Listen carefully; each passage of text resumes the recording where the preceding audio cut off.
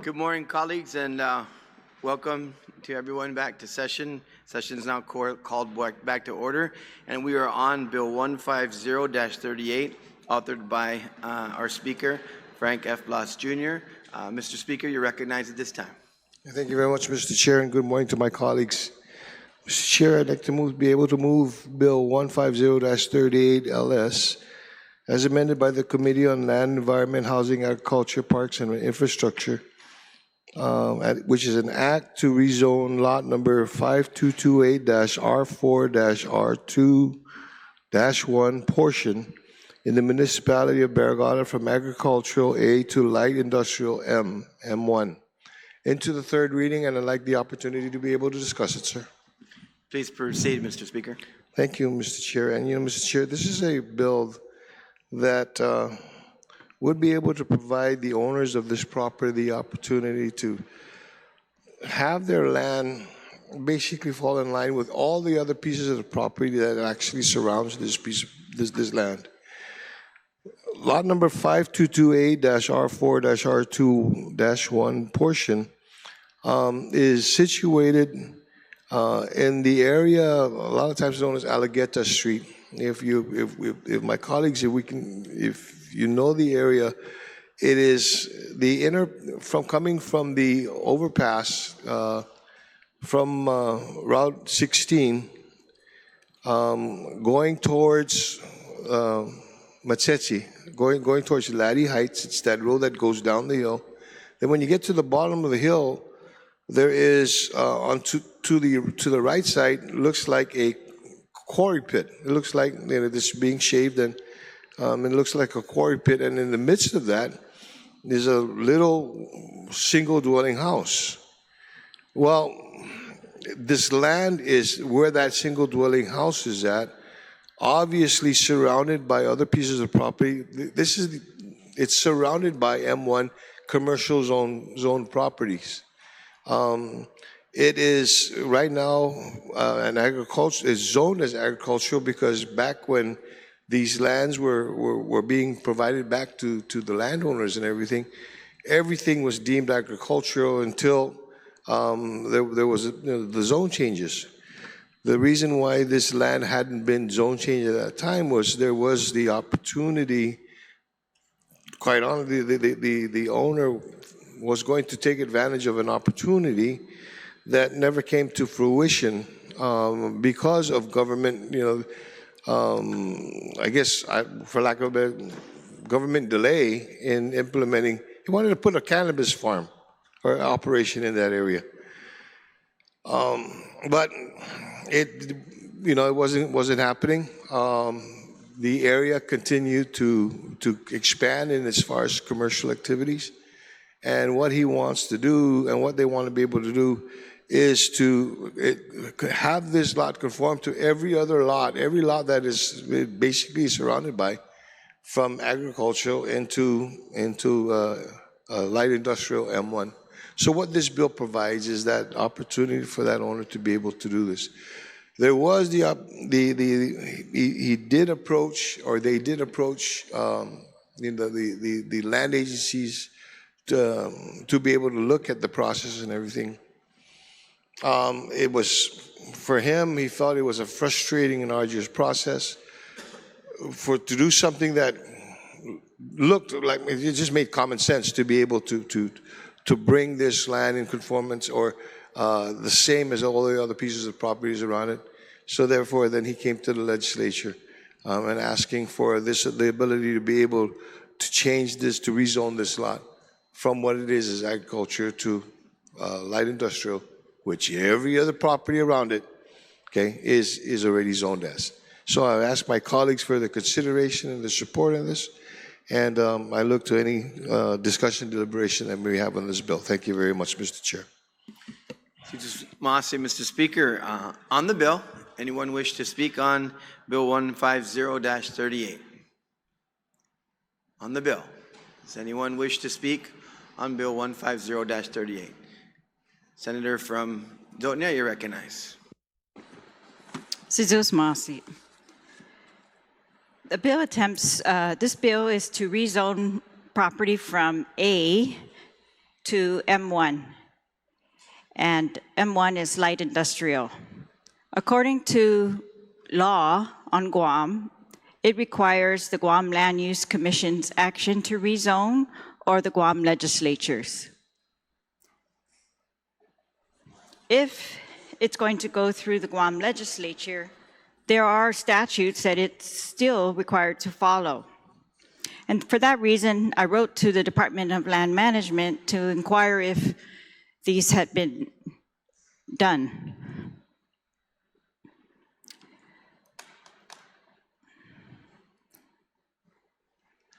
GCA 2110 expressly requires that a land zoning consideration report be issued by the Department of Land Management to the legislature prior to placement of the bill on the legislative session agenda.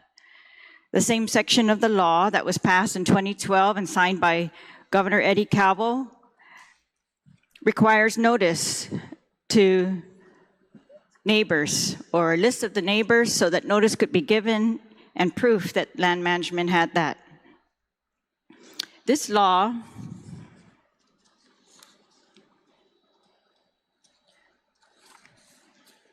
was sponsored back then in 2012 by Senator Duenas, Senator Wampat, Ada, Anthony Ada, Frank Bloss Jr., BJ Cruz, Judy Guthers, Sam Mabini, Tina Munoz Barnes, Adolfo Palacios Sr., Ben Pangilinan, Rory Respicio, Dennis Rodriguez, Mona Silva Tyrone, and Aileen Yamashita.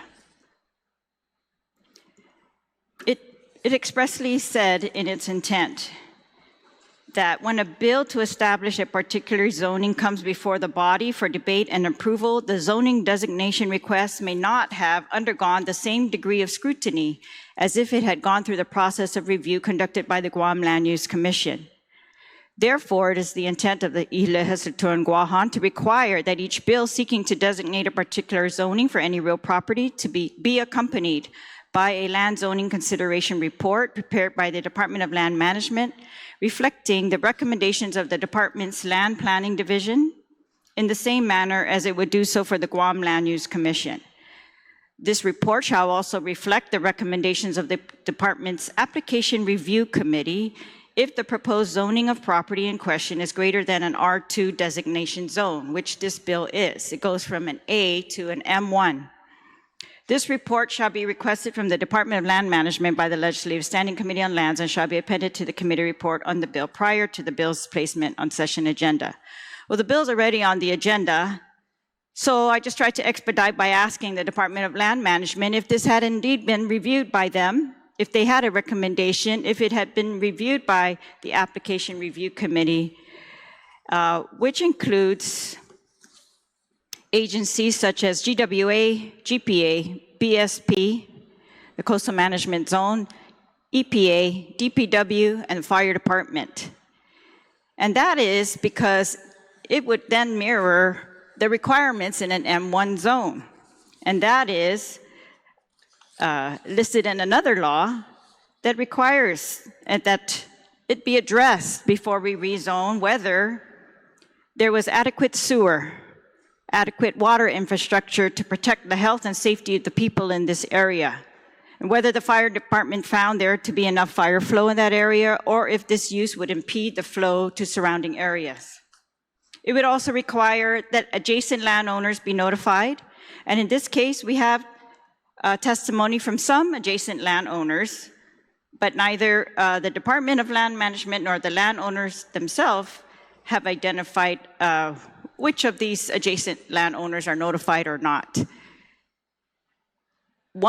They did note that one of their adjacent landowners, while many of the uses in the surrounding area might be M1 or similar or commercial, there's one that's actually a residence. And that's the one I'm concerned about. No one can tell me whether that residence has been notified and is aware that there may be impacts to their own use of their property.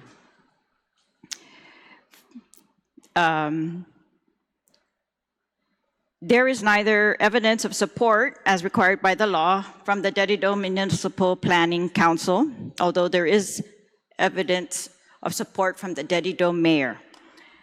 But the MPC, there's no support from them, which is also required by law for these rezonings above R1 and R2. When the GLUC allows a change of zone, it must find that the public necessity, convenience, and general welfare justify such action. It requires notice, again, to the adjacent landowners by a billboard indicating the application for rezoning and public hearing time and date. It requires an agricultural impact statement by the Department of Agriculture if we are rezoning from an A zone, which we are doing by this bill. It requires review by the MPC and the Development Review Committee agencies. So I also wrote to the Department of Agriculture to ask them if they had reviewed this application according to the statute requirement, which requires that the agricultural impact statement address the proposed rezoning components of the Guam Master Plan, identify any adverse agricultural or conservation effects that cannot be avoided if the rezoning is approved, and include the director's opinion as to whether the rezoning should be approved. That's the Director of Agriculture, together with the reasons supporting that determination. And I have not received a response from the Director of Agriculture. Again, I reviewed these bills prior to session and sent my letters after review of the bills, but have not seen that. This is actually work I think that should have been completed before the bill came out of committee so that the committee's informed and everybody's informed when we get here what we're actually going to impact.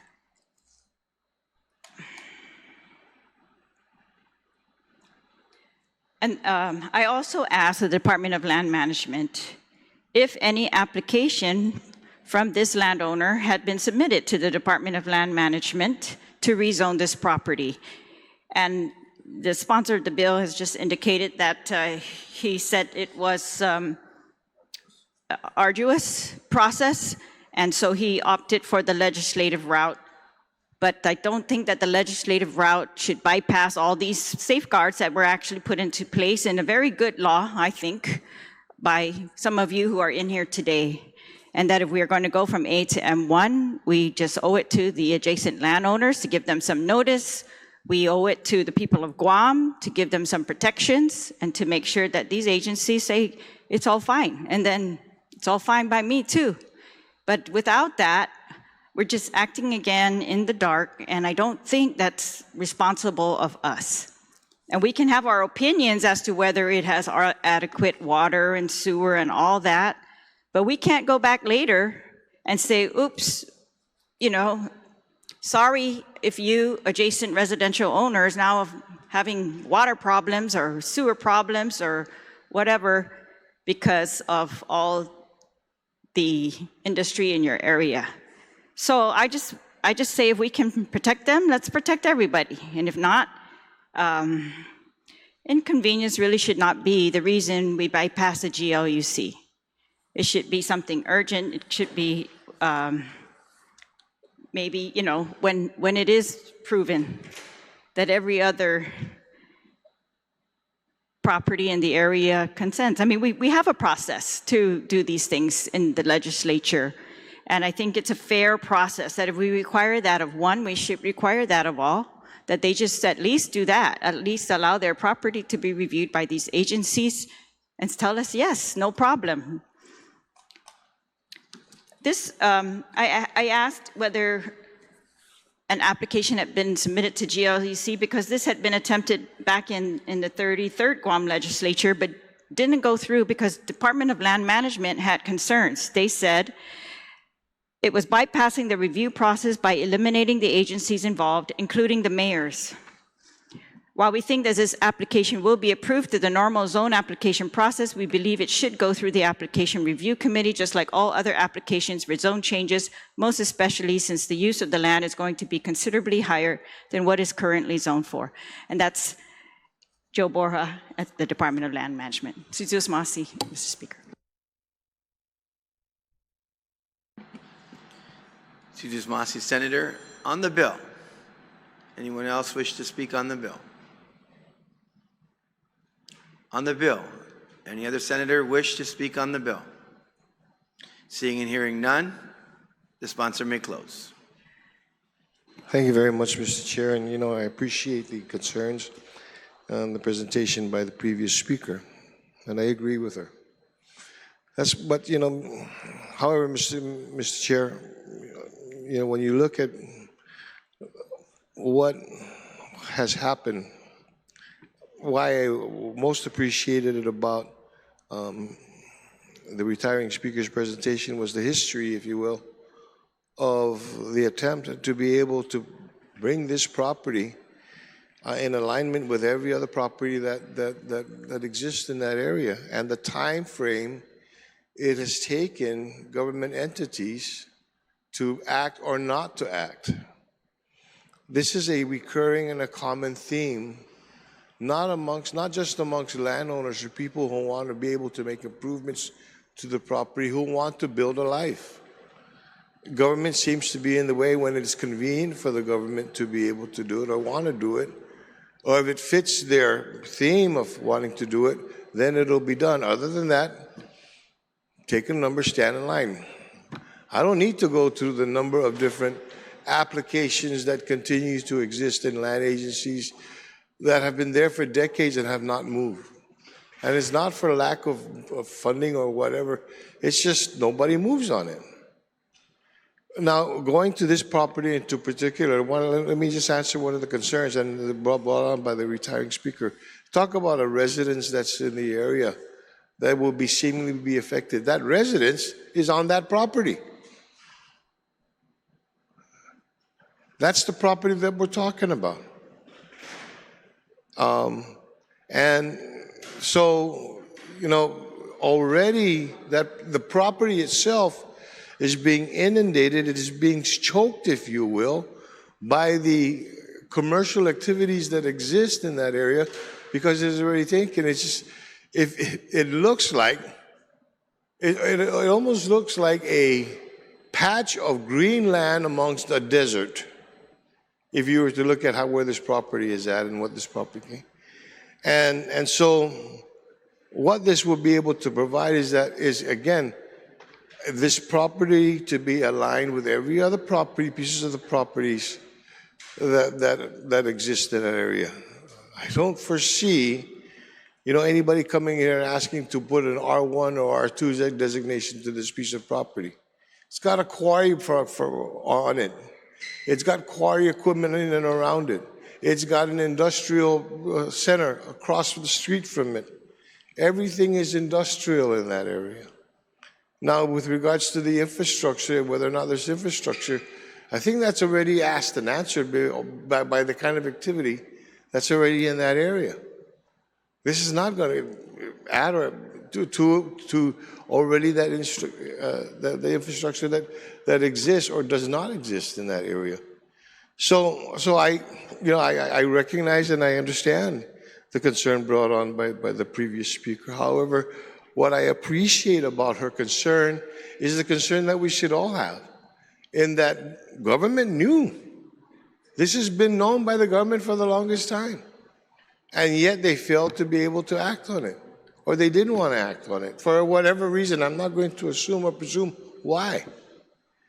But for us to say it's not going to be done until all these other processes can be completed, well, you know what?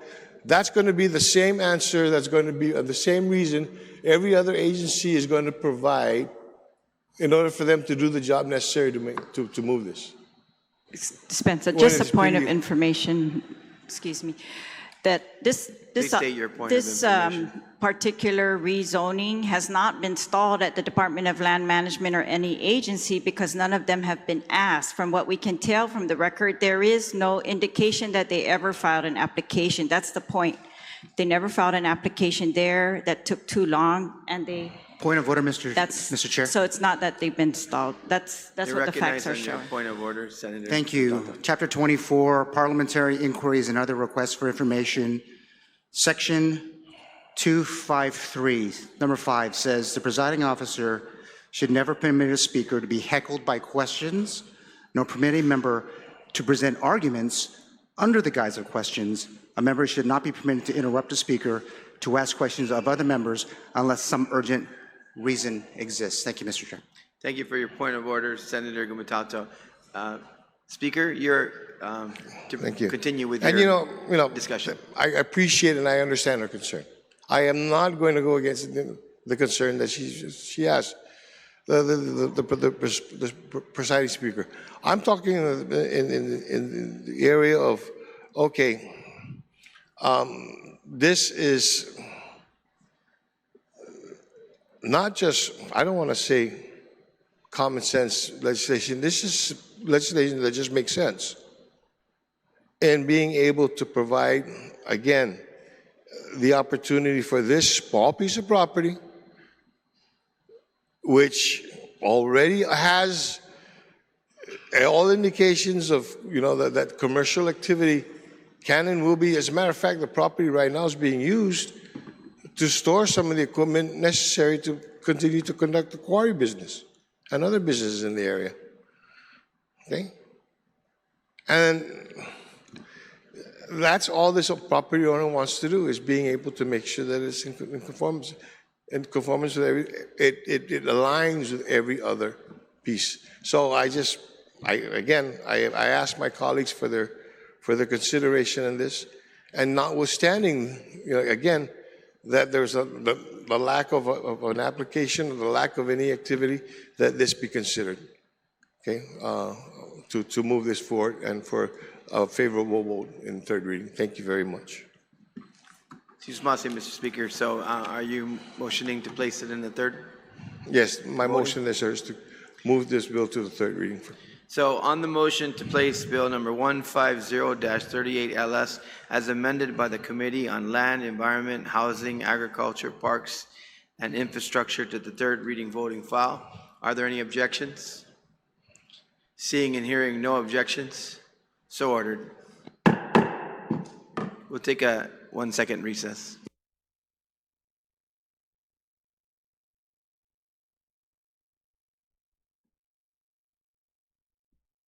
Colleagues, we are now on Bill 79-38 COR, authored by Vice Speaker Tony Ada.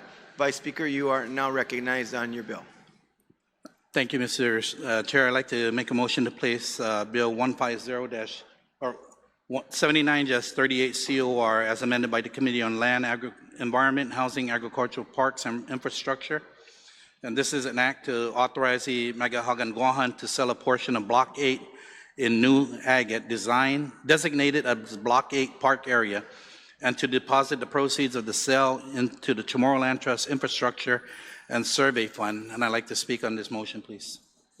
Please proceed, Vice Speaker. Thank you, Mr. Chair. What this bill does is that it allows the homeowner the opportunity to purchase government land adjacent to his house lot to comply with setback law requirements.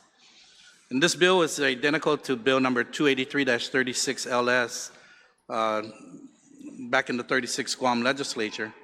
Although it's uncommon, the homeowner acquired this home without knowing that it did not conform to the minimum setback requirements. And it was not until years later when he tried to refinance his home that it was brought to his attention, and he wasn't able to refinance. And it's because of these the non-conforming of the property. So that makes it practically impossible for the homeowner to obtain a mortgage and improve or even repair his home. This bill allows the homeowner to purchase a significant amount adjacent government property land to comply with the setback requirements for his home and not to exceed 3,600 square feet. The homeowner will be required to pay fair market value for the property and cover the costs for appraisals and surveys that are necessary to determine the minimum setback and establish a fair market value for that lot. The lot is not part of the Chamorro Land Trust inventory and belongs to Government of Guam. However, the proceeds from the sale will be deposited into Chamorro Land Trust Infrastructure and Survey Fund. I kindly ask my colleagues for their support in this legislation. Thank you. Mr. Vice Speaker, on the bill, 79-38. Is there anyone who wishes to speak on the bill? On the bill, 79-38. Senator from Zona, you recognize?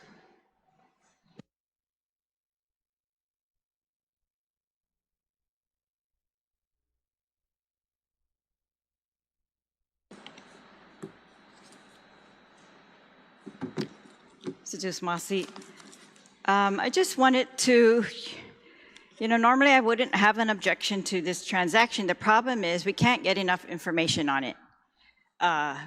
For example, the bill talks about that the property, or even in the, that it was not in conformance with setback requirements, or that there might be a slight encroachment on government of Guam lot, pertinent to the subject lot.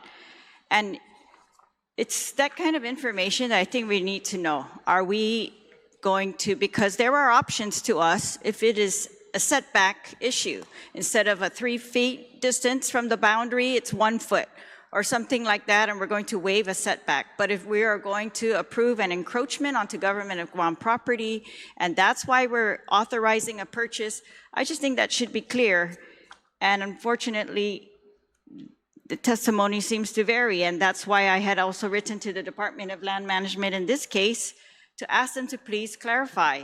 Is this a setback issue? Because the setback, we even had testimony from GURA, Deputy Director Esteves, who recommended that if it's setback, we can approve that. We can grandfather that particular property because the rules changed after he bought the property, something. But, and it became non-conforming versus an encroachment.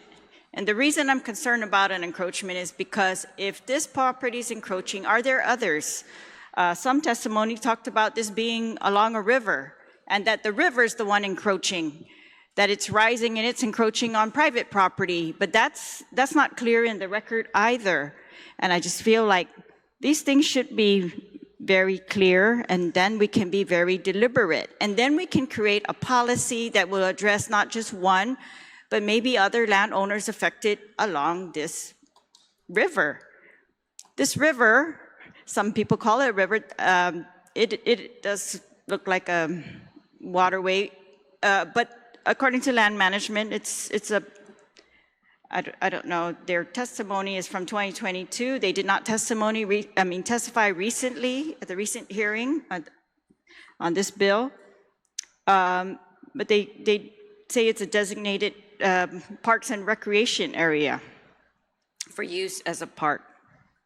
So I asked Department of Land Management, again, right before the session, to clarify what's not clear in the record, either in the committee report or at the hearing, is who holds legal title to the property referenced in this bill. Is it Parks and Rec? Is it Government of Guam? What was the use for Parks and Rec? Normally when they designate it for Parks and Rec, they say it's going to be used for a certain purpose. Also, I asked them to please clarify if the issue with the homeowner's lot is that there is a non-conforming setback, or is the homeowner's building encroaching on government land described as the portion of block number 8, or is the rising river eroding the homeowner's land and thus reducing the setback? How many other lots are similarly situated or comparable to the subject property in terms of encroachment on the park area or being eroded by the rising river? What guidance or policy does the Department of Land Management recommend with respect to similarly situated homes should this bill move forward?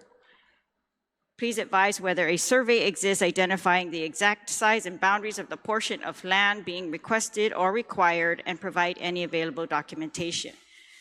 So if there's an encroachment, 2 feet, for example,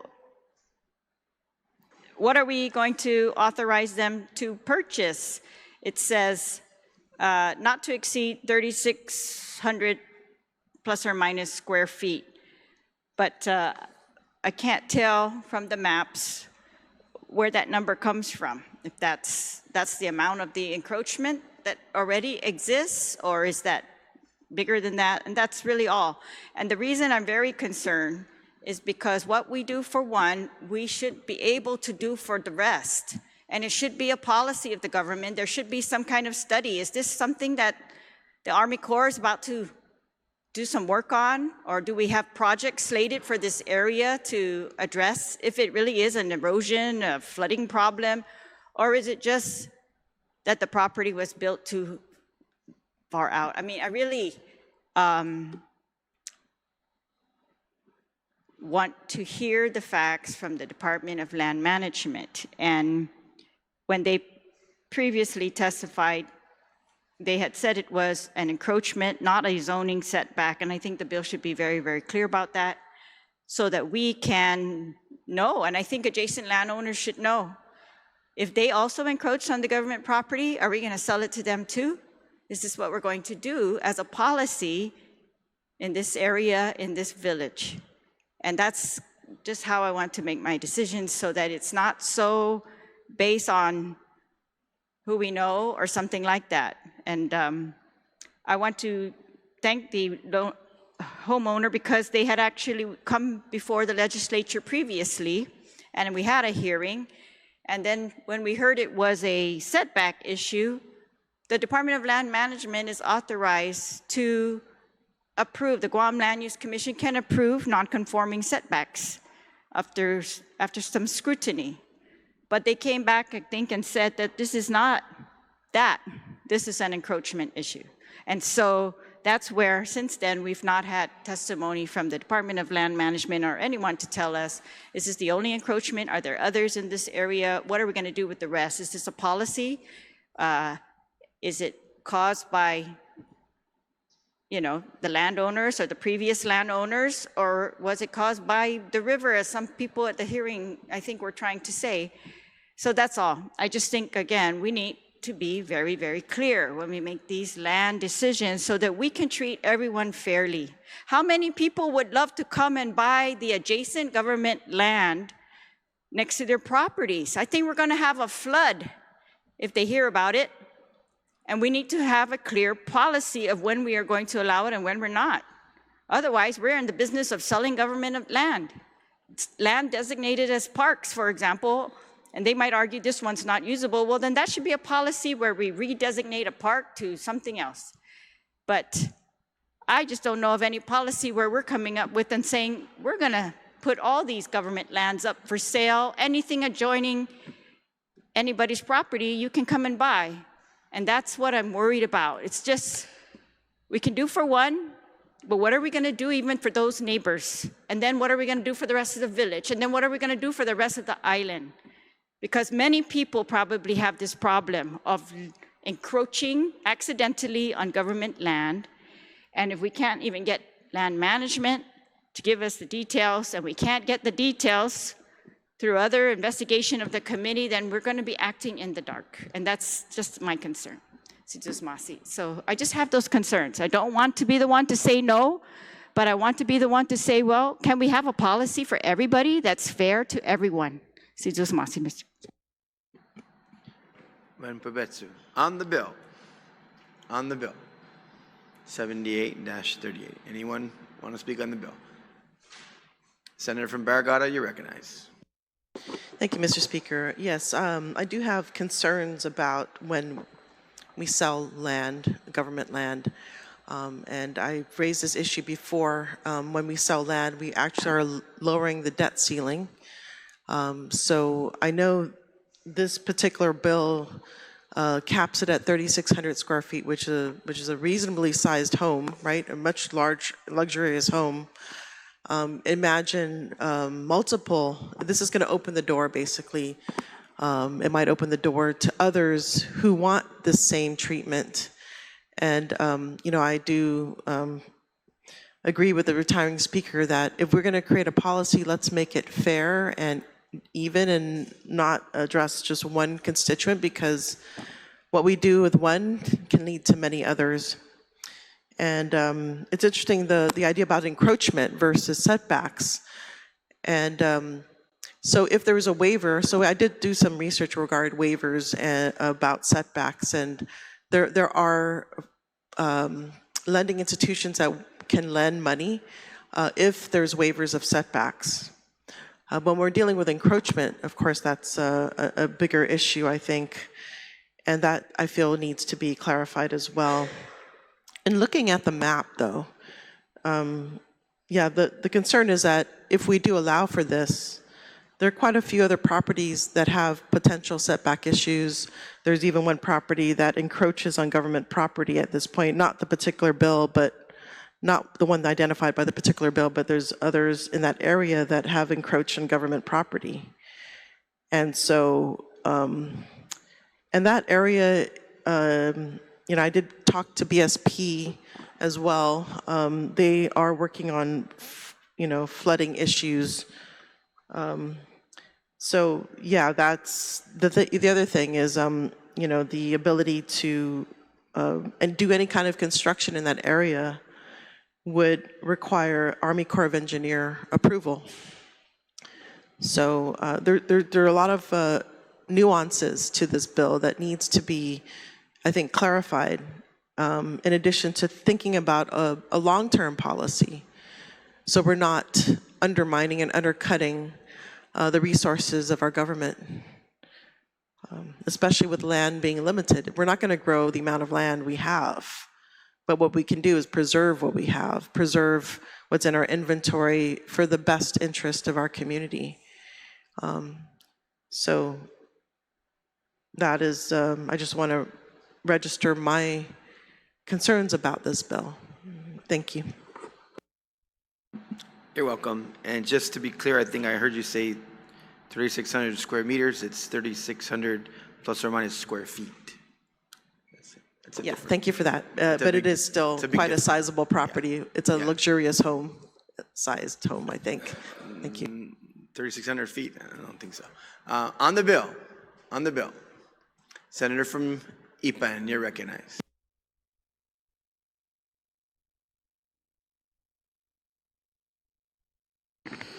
Buenas tardes, Mr. Chair, and good morning to the people of Guam. Thank you for watching our session this morning. You're right, Mr. Chair. It's 3,600 square feet. It's a tiny piece of property, and I can just hear some of my colleagues' heads, what's the big deal? And I don't think it's necessarily about it being a big deal or not. I think it's just about the fairness of the process. And in the committee report, in the public hearing, the testimony was given by the individual who, just for full disclosure, is the current mayor of Hoggett, Mayor Kevin Siswico. And, you know, honestly, when I watched the hearing, it seemed like he was a little bit mamala to come and ask for this. But if you read the testimony, he was actually able to refinance on his house 2 times. And then when he went back to the same bank to refinance on his mortgage, he was told about the issue of the setbacks.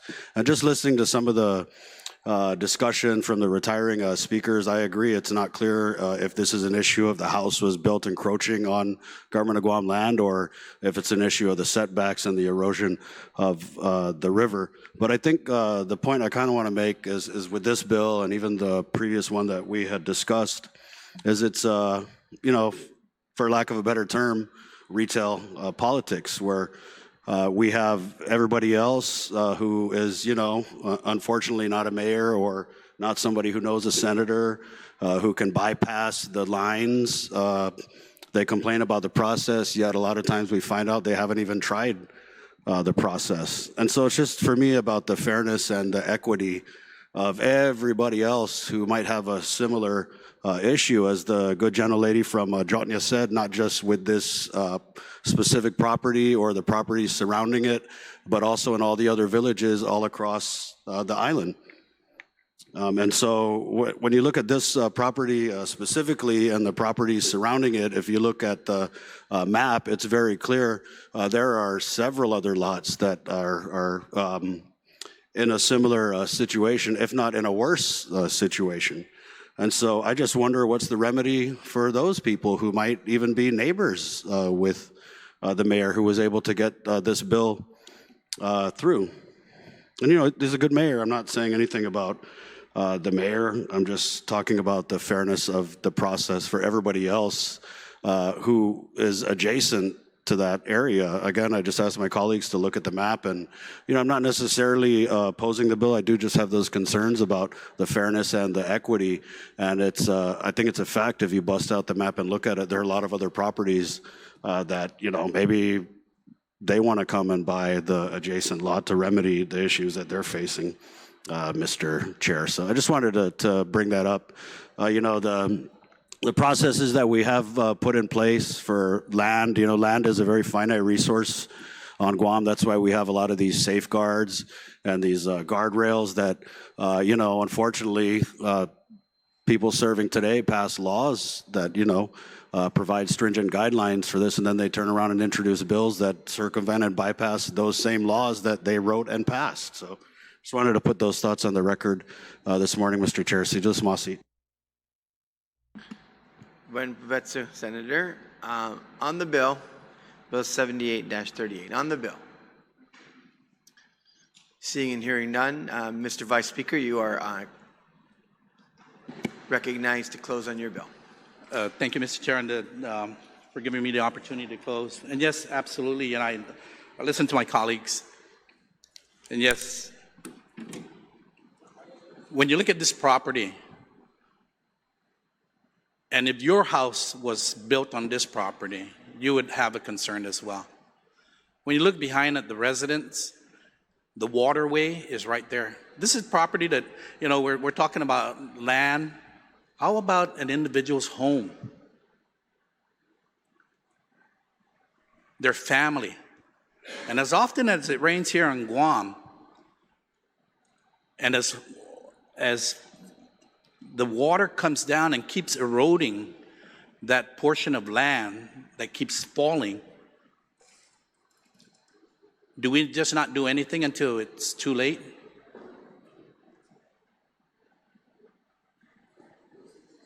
And I'm sure that others will probably come up and say, yeah, you know what, this is happening at my place. And we need to do our due diligence to help our residents whenever we can. This is not taking away usable land. This is taking land that perhaps can keep them safe, keep their residents safe. So perhaps they can do something about that, the waterway that's just right there. You step out the door 3 feet and you look down and right there's that waterway. And I can understand if it's just, a little 3-foot trench. You're looking down, you're looking about 6, 7 feet, 8 feet down. And maybe about 10 feet across. And I'm sure over the years, that waterway wasn't as big as it is today. Because over the years, the land kept eroding and eroding. This is not going to take parkland away. This is going to take a piece of property that can save their property, put them in compliance. I mean, this was a house that was purchased in 2005 that perhaps was built in the late 60s, early 70s. And technology then with land surveying, you close one eye and you open the other and you think you got it right and you say, okay, that's the property line, versus laser surveying today.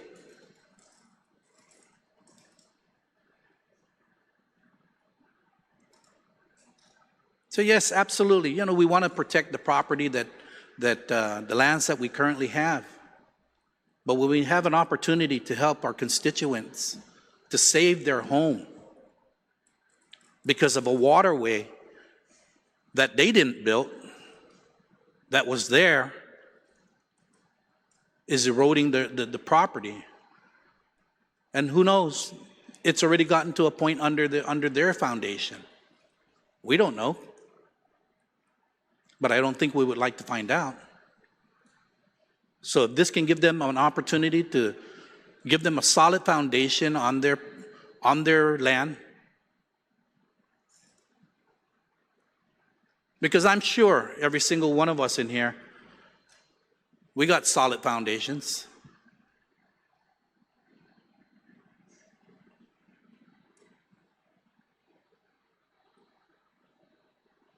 And if other residents come forward, hey, colleagues, try and help them.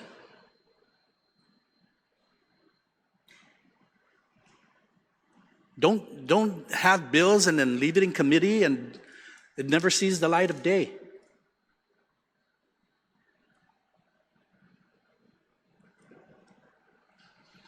With that, Mr. Chair, I ask for my colleagues' support in this legislation, and I'd like to move this down to the third reading. Si Dusmasi, Mr. Vice Speaker, on the motion to place Bill number 79-38 COR as amended by the Committee on Land, Environment, Housing, Agriculture, and Parks and Infrastructure to the third reading voting file, are there any objections? Hearing and seeing none, motion carries.